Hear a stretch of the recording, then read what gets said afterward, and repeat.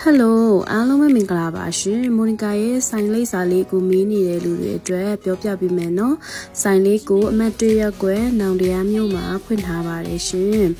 ဈေးတောင်ဘက်မှာရှိပြီးတော့မှ CR Mobile Phone အမျိုးမျိုးပြုပြင်ရေးဖုန်းဆိုင်နဲ့ကရက်မှာဖွင့်ထားပါတယ်ဟန်မြမရိုးရာပိုးတဲ့ကြီးတဲ့နဲ့ပါတိတ်အမျိုးမျိုးအယောင်းဆိုင်ဆိုတဲ့နာမည်နဲ့ဖွင့်လှစ်ထားပါတယ်ရှင်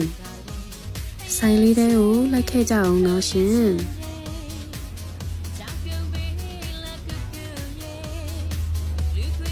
မိုနီကာရဲ့ဆိုင်လေးမှာတော့ပါတိတ်အမျိုးမျိုးမြမရိုးရာကြီးတဲ့အမျိုးမျိုးနဲ့အခြားသော trend ဖြစ်နေတဲ့မြမ one set မျိုးစုံကိုဝယ်ယူရရှိနိုင်ပါတယ်ရှင်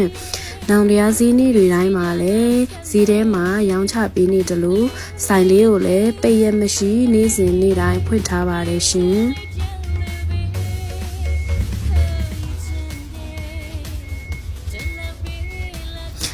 မိုနီကာရဲ့ဆိုင်လေးတွေကိုလာရောက်ကြဖို့ဝယ်ယူအားပေးကြဖို့ဒီဗီဒီယိုတွေကနေဖိတ်ခေါ်လိုက်ပါတယ်နော်ဗီဒီယိုလေးကိုကြည့်ရှုပေးကြတဲ့အတွက်အားလုံးကိုကျေးဇူးတင်ပါတယ်ရှင်အားလုံးစိတ်ချမ်းသာ၍ကိုယ်ကျန်းမာကြပါစေစီးပွားရေးတွေလည်းတိုးတက်အဆင်ပြေကြပါစေရှင်